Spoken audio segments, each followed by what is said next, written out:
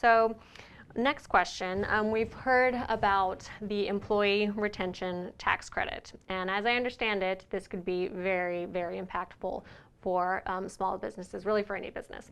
So can you tell us a little bit more about the employee retention tax credit and the requirements to take advantage of it? Right. Well, the requirements for this is any payroll paying entity. So could be an LLC, a small business, a C corporation, S corporation, partnership, any payroll paying entity that continue to pay their employees during the disaster. For example, here at MRZ, we had 8 or 9 people impacted by the storm. We weren't able to get into our building for over a week. Many people lost power and weren't able to work from home, even virtually. We were still paid.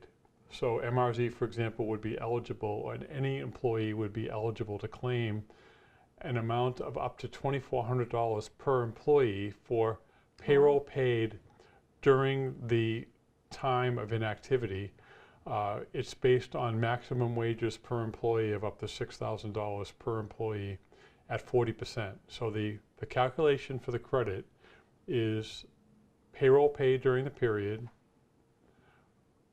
times 40% to a maximum of $2,400 per employee. So that, I mean, that could be huge, thousands and thousands, if not hundreds of thousands of dollars, depending on how many employees one has. Exactly. And when they paid payroll. Doesn't count towards independent contractors or 1099s. It's actually W-2 employees, correct. Okay. So now that we've, kind of talked about a few of the key important things, is there anything else that you can think of that our viewers should know or be mindful of? Well, I mean, not to lose fact of the site that if you haven't filed 2016, it's important to try to get those wrapped up, even though the deadline's technically January 31st of next year. We're already going to be in a new tax season already. So 2017 is going to be upon us, and I don't want people to lose sight of getting their 2016 returns completed, filed, accepted, and also not lose sight of year-end planning opportunities for 2017. What charities are we going to give to? Did they move? Are there state tax implications? Are there deductions that can be taken this year still for 2017?